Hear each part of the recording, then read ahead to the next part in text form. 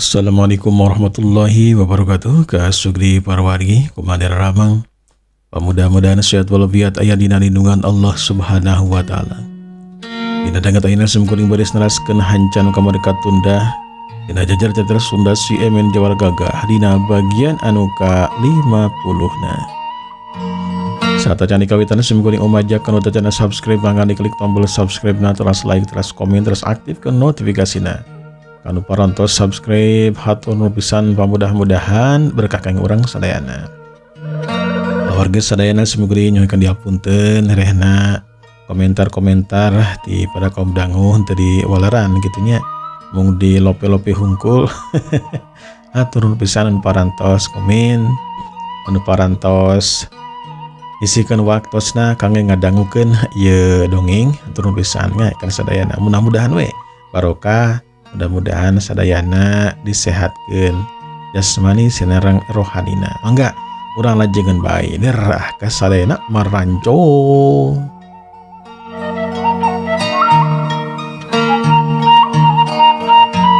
Mangsa alam harita beki berang bae.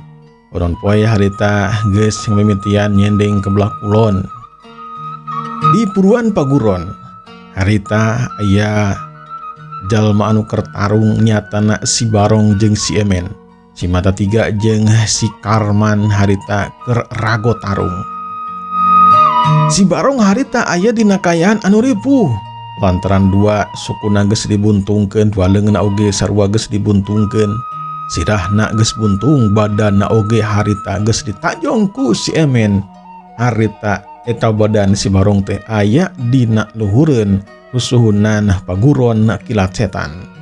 Dua leungeun jeung dua sukuna ibabetkeun dibalangkeun ku Galuh Parmadi harita kana dahan tangkal kai.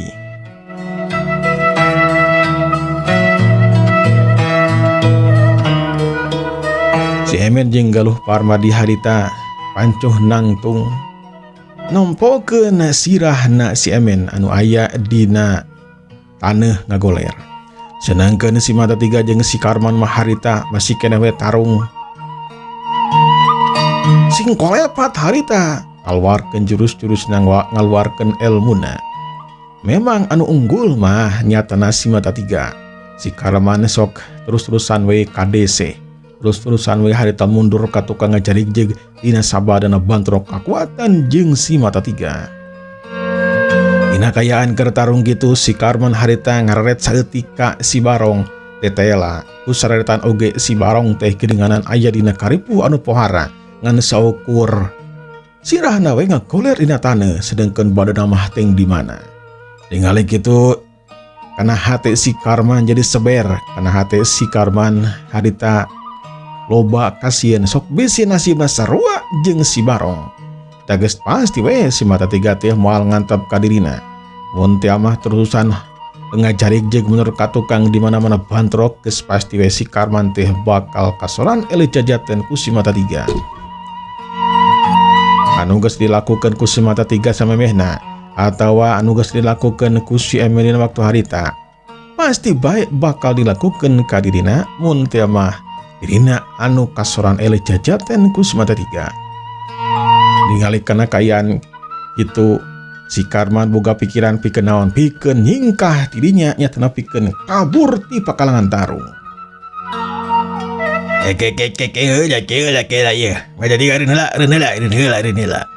Ayo naon sia Karman ha? Aing hayang mudaran sia.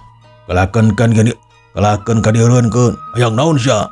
Ieu lah cenang Mata Tiga cenang. Ulah yang istirahat heula ya. Cap ieu tarung teu tadi ieu. Eureun terineh tarungna kalem heula. Si Mata Tiga harita pancu nangtung netep ka si Karman. Si Karman harita kacirereng habranjuk. Lantaran tita tadi disosol terus-terusan ku si Mata Tiga. Init ka mana oge nyingkahan panerajangna ka mana oge terus-terusan harita dihantem terus-terusan kana badan si Karman. Si Karman ngan bisa ngabendung karena panerajangna si Mata Tiga teu bisaeun malik narajang lantaran kecepatan gerakan si Mata Tiga memang lebih punjul tibatan kecepatan si Karman.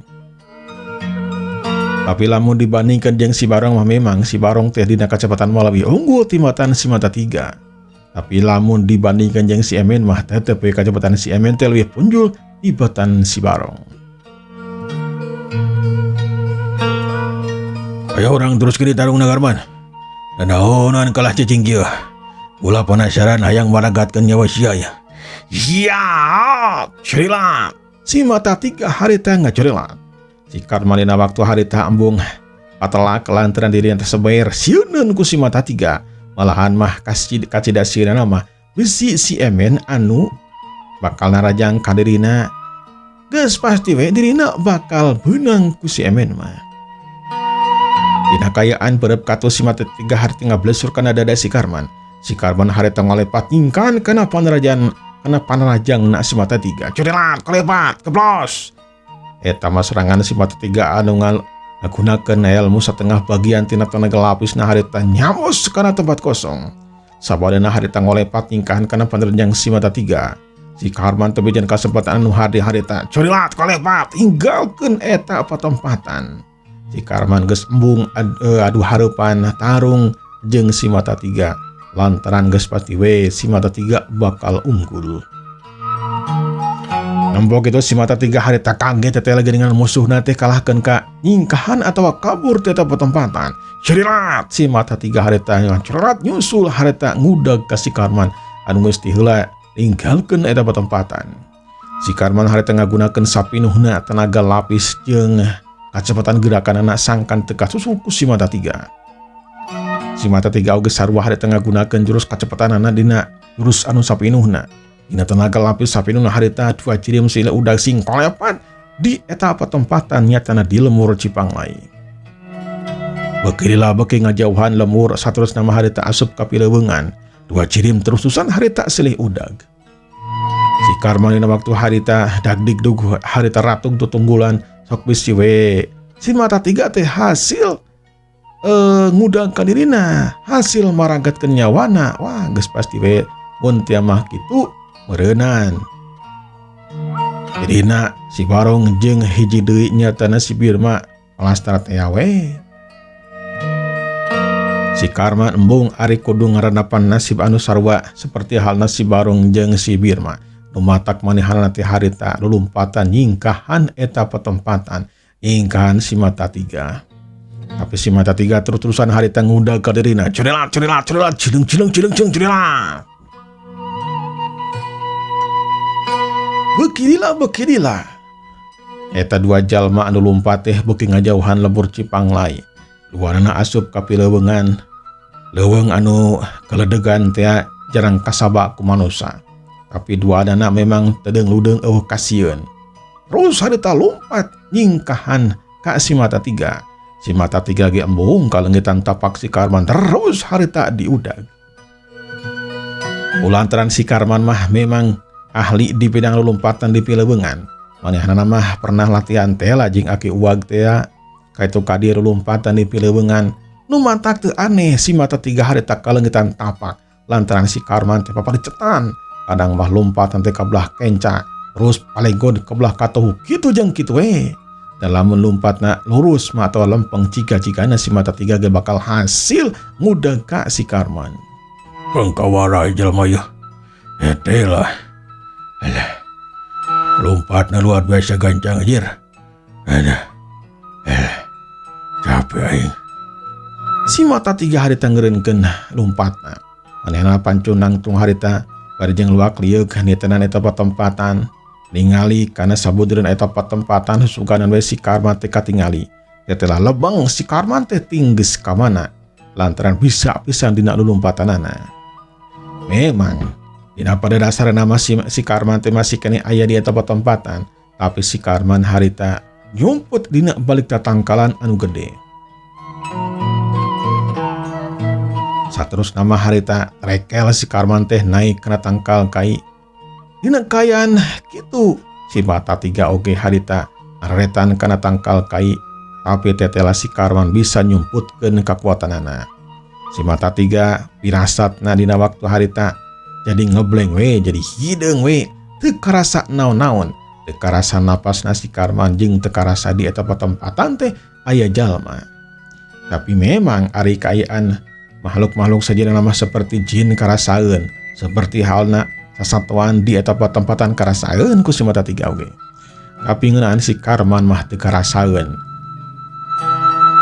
Si Karman harita aya di luhuran tangkal kai, manehanana nyumput we harita. Si mata tiga anu aya di handap memang rada anggang tina tempat anu dipake cicing ku si mata tiga.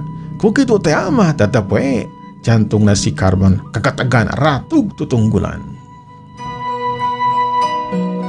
Si mata tiga lantaran temanggihan si Karman teu karasa tenaga lapisna ku si mata tiga aya di eta tempatan.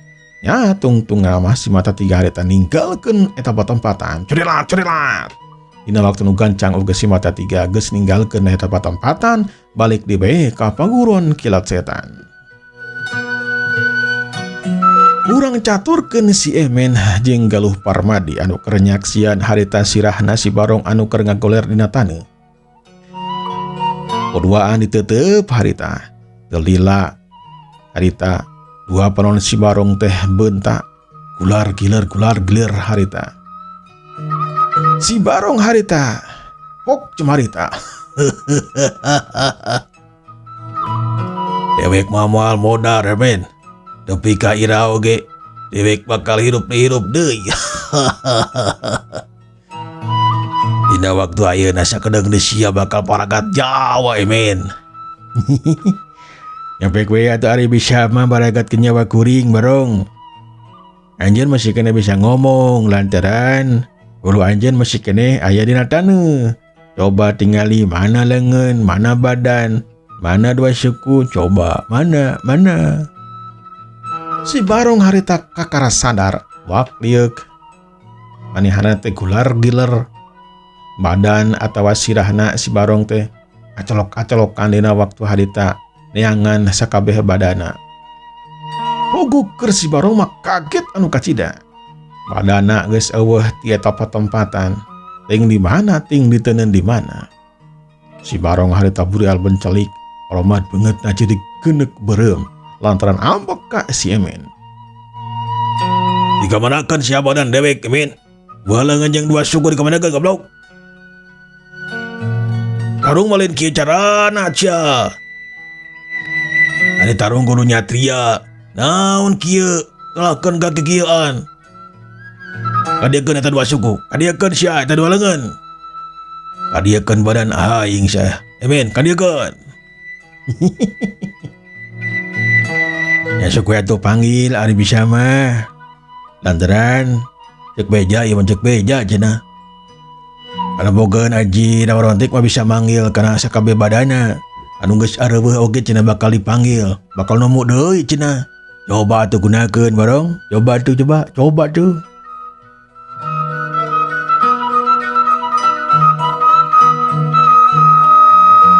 Dengan ceritaan si Emen sama model gitu, si Barong harita meureum kedua panonna. Nyambat sakabeh badana. Nyambat suku jeung dua leungeunna anu geus eueuh ti eta tempatan. Ting di mana? Ting disumputkeun di mana ku si Emen jeung Galuh Parmadi. Ngan anu jelas si Barong hayang nyobaan manggil deui kana sakabeh badana sangkal numu deui jeung sirahna. Tapi teteh lapikeun si Barong mah hese pisan. Sakabeh badana teh jika anu eueuh di alam dunia ting aya di mana. Da lamun teh mah sakabeh badan si Barong aya dina taneuh mah dina luhurun taneuh nempel, si Barong oge bisa diimpleng, si Barong bisa naon, bisa dipanggil deui. Tapi kulantaran diteu dina luhurun tangkal kai jeung dina luhurun susuhunan imah, nu matak si Barong teh ngebleng teu manggihan kana badan anu sejenna. Si Barong dina waktu harita beuki genteul beungeutna harita lantaran beuki sieun we. Dirina sieun lantaran dirina sieun ku pae. Sok sanajan si Barong teh mangrupakeun jalma jahat anu talengeus teu ras-rasan, tapi ari ku paeh mah manehanana teh sieuneun. Ayeuna kudu kumaha ieu, Nyai ieu? Jalma samodel kieu kudu dikumakeun ieu. Kudu diparagatkeun nyawa atuh kumaha ieu? Nya ari saya nama Kang mendingan paragatkeun nyawana we lah Kang. Percuma hidup oge da keur naon atuh Kang. Bener da percuma hidup oge nya. Keur urang sampeurkeun heula ya urang dudut lah. Bukna yeuh urang sapatkeun ieu panonna urang cokil. Gadengen caritaan si Emen sabodal kitu si Barong harita ngaluncatkeun sirahna harita ka tukang. Celek, cileng, celak, cileng, celak. Eta sirah teh harita leluncatan ka tukang. Si Emen terus-terusan harita leumpang ngadeukeutan eta sirah. Bekila teh sirahna si Barong teh ngajauhan. Ngadeukeutan ka si Hunra si Jalil jeung si Kurod. Pok harita si Barong. Hunra Jalil, Kurod tulungan dewek sia. Kalau cicing wae goblok, ayo tulungan. Dewek dina kaya nu repo ya, tulungan. Si Hunra si Jalil jeung si Kurod dititah nulungan ka si Barong teh. Kalahkeun ka beuki undur-unduran beuki sieun ku si Emen.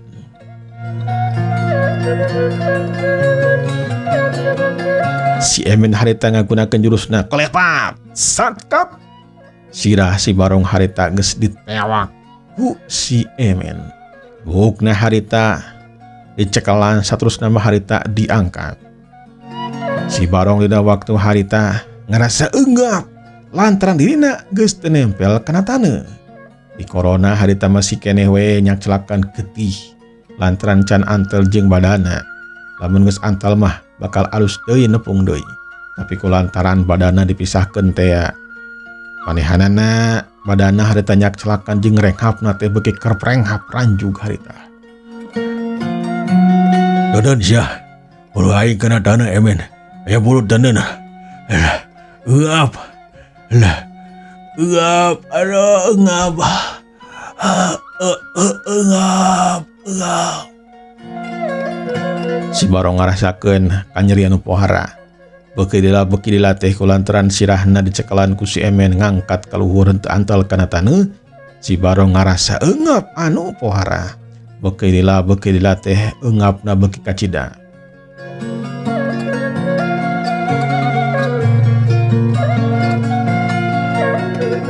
Dina leungeun kenca si Emen harita masih keneh we nyekal pedang harita. Ieu pedang ieu dek dikomakeun ya Rifki ieu pedang ieu. Nek disapatkeun wae nya ieu. Urang rampungkeun wae kagokinya. Lantaran Cida Andika geus ngaplek sambil kieu ieu. Urang ngetakeun wae lah nyanyinya. Urang ulah dua. Si Emen harita jeung sieunan ka si Barong ajar teh sirahna dik dibagi dua. Si Barong beuki dilatih harita napasna beuki sasek bae. Dina kayaan kitu si Emen harita ngalungkeun sirahna si Barong ka luhur. Kalawang harita sirah si Barong dialungkeun ka luhur. Dina tata gerak anu luar biasa ngagunakeun jurusna nyatana jurus halilintar sakti. Cileng si Emen harita loncat. Beureup katuhna digunakeun ngagunakeun jurus halilintar sakti harita ngebrung-ngeblesat kana sirah si Barong anu keur ngalayang. Hiu jobet juruger harita. Sirah si Barong teh ancur paburisat harita ngajadi lebu. Dia tepat-tepatan menikeun ka ngebul urut sirahna si Barong harita ngebul ka jebantara. Sidah si Barong dina waktu harita ancur paburisat ngajadi lebu. Cieun kalayang celik. Harita si Emen geus pancuh nangtung. Saterusna nyampeurkeun ka Galuh Parmadi mikeun pedangna. Ku Galuh Parmadi harita di tamparan saterusna diasupkeun kana sarangkana. Alhamdulillah Nyai, jalma jahat si Barong ayeuna mah geus palastra. Kanggeunaan badan jeung anggota badan anu sejenna nyamureun kurang teu kudu dibawa Nyai. Lantaran lamun teh mah dicicingkeun di dieu mah tukan aya murid-muridna aya babaturanana. Bahaya pisan ke hirup deui meureun. Si Emen harita nyamperkeun ka si Hunra si Jalil jeung si Kurod. Malahan mah jalma-jalma sejen oge nyatana murid-muridna si Barong oge aya ngumpul. Teu sidik harita teh dariuk saterusna mah harita ampun-ampunan ka si Emen. Ampun Kang, tadi kumakan kula Kang, ampun. Ampun Kang, ampun. Ampun, udah kumaha Kang. Si Hunra si Jalil si Kurod harita ampun-ampunan acong-acongan ka si Emen. Sedangkan si Emen jeung Galuh Parmadi nyerengnya seri pok si Emen harita. Ada nyen kabeh kukula bakal dihampura. Tapi syaratna ya, mimiti ayeuna eureunana milampah kejahatan, andi kakabehan kudu babalik pikir jadi jalma anu bener. Kumaha sanggup? Sanggup Kang, sanggup. Sanggup Kang, sanggup. Sanggup Kang, sanggup. Kabehanana reang nyebut sanggup. Ya lamun kitu carana mah. Pokoknya ranjeun kabeh cicing di dieu, tapi ulah milampah kana kejahatan. Kudu tutulung kanu butuh, tatalang kanu susah. Ulah nepikeun ka sorong ngarampok wae atuh. Da ieu bangsa kuring bakal ka dieu deui. Mun teh mah aya beja dipangeus ieu lembur, andika kabeh masih keneh ngalakokeun tindak kejahatan, maka asa-asa pikeun kuring mah. Kabehanana ge diparagatkeun nyawa lah, percuma hirup oge. Ada milampah kana kejahatan mah percuma, capek-capek kayak bakal disiksa ku Allah Ta'ala. Wal Kang, mal ngalakukan tindakan kejahatan doi, urun disemut ayeuna mah Kang. Bener Kang, urun kuring teh Kang, urun ayeuna mah. Bener Kang, nek urun ayeuna mah Kang, nek tobat. Cek si Hunra si Jalil jeung si Kurod.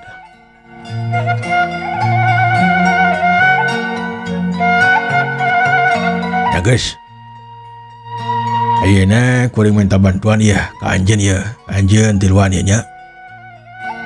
Tutu di luhur tu aya badan si Barong oyana pangmawakeun. Belah ditu dua leungeun jeung dua sukuna pangmawakeun nya. Sok buru, tong laleda sia. Naonan beunjang laleda segala, itu tah teh tong hese sok buru. Si Hunra si Jalil jeung si Kurod teu laleda. Jeleng si Hunra harita loncat ka luhur susuhunan, celak harita pancun nangtung saterus nama nyokot badan si Barong. Si Jalil jeung si Kurod harita ngajurilat saterus nama harita karena tangkal kai mawa dua leungeun jeung dua sukuna si Barong. Dua leungeun diceklan ku si Jalil, dua sukuna diceklan ku si Kurod. Ayeuna tuturkeun kuringnya, gunakeun ilmu lumpat. Numpang gancangna meh kreh tepi sok buru. Mangga Kang, mangga. Curilat. Harita si Emen jeung Galuh Parmadi ngacurulati heula dituturkeun ku si Hunra si Jalil jeung si Kurod. Si Emen jeung Galuh Parmadi ngaboga maksud dik ngancurkeun badan si Barong di luhureun cai atawa di jero cai. Dina waktu nu gancang oge harita, si Emen Galuh Parmadi si Hunra si Jalil jeung si Kurod oge geus tepi weh ka deketeun wahangan. Dua suku si Barong harita dicekelan ku si Emen saterus nama harita kujubar kana cai. Berilah harita ciluger. Da jero cai harita hancur aya anu ngabledag hancur harita. Dua suku si Barong dina waktu harita hancur paburisat. Ngajadi bubuk-bubuk leutik. Dua leungeunna oge sarua, badanna oge sarua. Dina waktu harita si Barong titis tulis nanti ajalina nyatana ngarandapan paragat nyawa pikeun anu salilana. Si Birma oge sarua paragat nyawana pikeun anu salilana. Tinggal hiji deui nyatana si Karman anu kabur diudag-udag ku si mata tiga teu kapanggih. Sabada kitu harita si Emen loncat tina jero cai kalayang cumpalik cerik. Harita pancun nangtung di deketan Galuh Parmadi. Ayo ayeuna mah orang miang be. Anjeun Hunra Jalil Kurod. Jung we katu ka paguron. Ulah milampah kana kajahatan. Ulah milampah kana kagorengan. Mun papanggih jeung si mata tiga, bejakeun we. Uring mah dek kapilemburan. Dek kalembur kuring anu disebut lembur Cirende. Bejakeun we ka si mata tiganya. Mohon mangga Kang. Sok we. Cing, hati-hati we di jalanannya. Ayo Nyai, ayo. Mangga Kang. Curilat. Dua cirim harita ngacurilat ninggalkeun wahangan. Sedengkeun si Kurod Si Jalil jeung si Hundra harita gek-gek ti luarna harita dariuk dina batu di sisi uahangan. Ilmu kasaktian si Emen emang hebat euy. Malaya tandingna ceugeunana teh. Buktina we si Barong ge ayeuna mah geus paragat nyawana. Ilmu rorontek teh naon ampikeun manehna mah euy. Bener pisan. Ayeuna urang memang kudu bener-bener. Jadi jalma nu bener euy. Ulah nepikeun ka masih we nganggo gulung kana hawa nafsu. Geus waktuna urang teh balik pikir.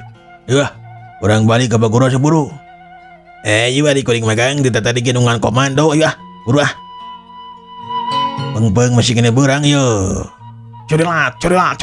Di luarna harita ninggalkeun wahangan, ninggalkeun eta patempatan. Euleuh, waktosna parantos Saipkom dangu. Lajeng kantun kaserena. Wassalamualaikum warahmatullahi wabarakatuh.